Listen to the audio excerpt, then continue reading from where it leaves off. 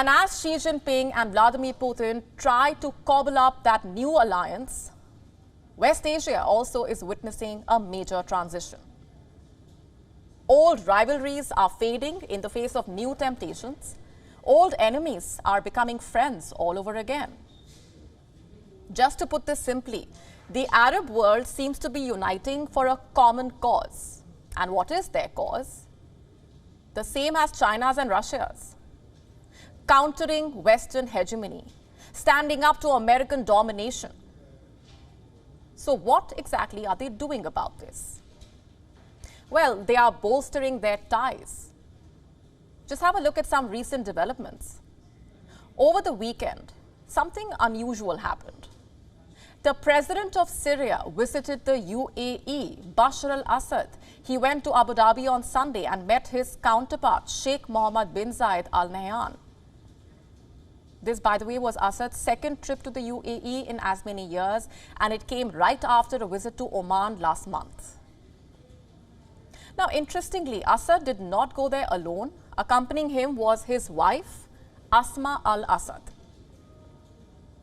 In the world of diplomacy, this was perhaps a signal that Assad is open to forging closer ties with the UAE. Now remember, Syria is not the best of friends with Oman and the UAE. It has in fact always been closer to Iran, so much so that today the country has become a battleground of sorts for a proxy war between the Shia Republic and the Sunni Sheikhdom.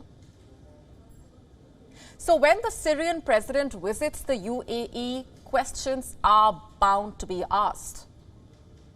Questions like whether Syria and the UAE have achieved a détente, whether they have decided to mend their differences, and whether Syria is returning to the Arab fold. Well, the president of the UAE left little to doubt. Just have a look at the statement that he made. I'm quoting from it. Syria has been absent from its brothers for too long, and the time has come for it to return to them and to its Arab surroundings. And that's not even all. The Emirati president also called for efforts to facilitate the repatriation of the Syrian refugees. He further backed engagement between Syria and Turkey, which has for years supported rebels fighting the Assad regime. Remember, it was in 2018 that Abu Dhabi normalized relations with Bashar al-Assad's government. But the bilateral interactions between the two sides had been bare minimum. A recent development has changed that. And I'm talking about the February 6 earthquake. It devastated large parts of Syria, causing a number of casualties. The diplomatic momentum that was generated in the earthquake's aftermath has bolstered Damascus's ties with Arab countries like the UAE. That's one reason. The other reason is the growing closeness between Iran and Saudi Arabia. Around a week back, the two arch rivals who are fighting a proxy war in Syria decided to normalize their relations after years of animosity. And this development was striking. It stunned most of the world.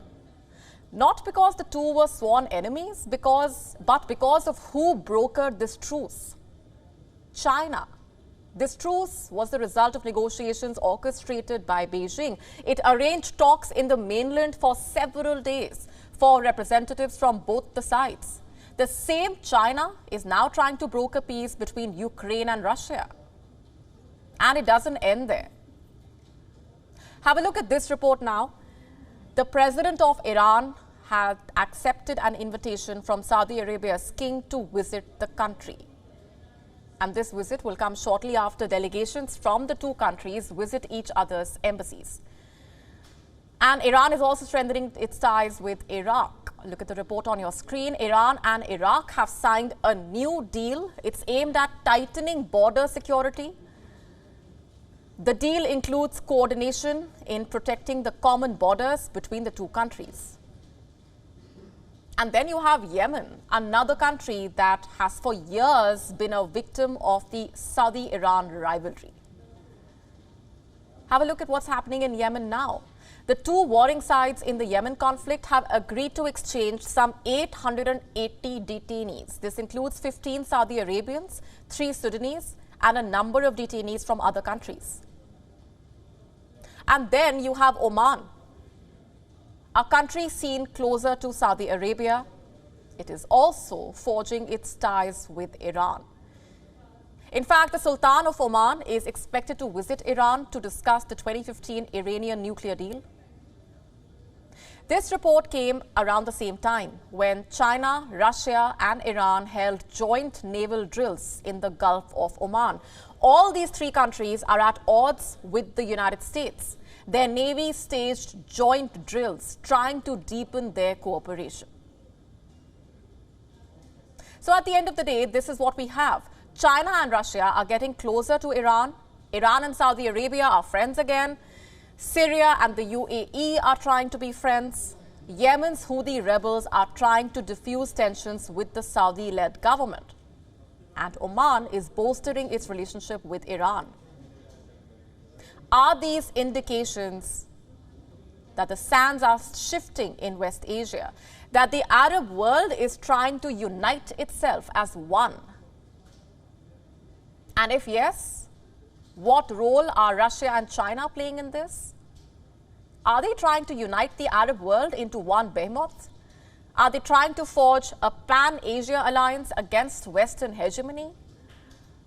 Now, these are some obvious questions that come to mind. And the answers to these questions lie in the developments that we discussed and the potential meetings that are lined up in the days ahead. Whichever way these meetings go, one thing is absolutely certain. The era of Western meddling in Asia and the Arab world is all but over. WION now available in your country. Download the app now. Get all the updates on the move.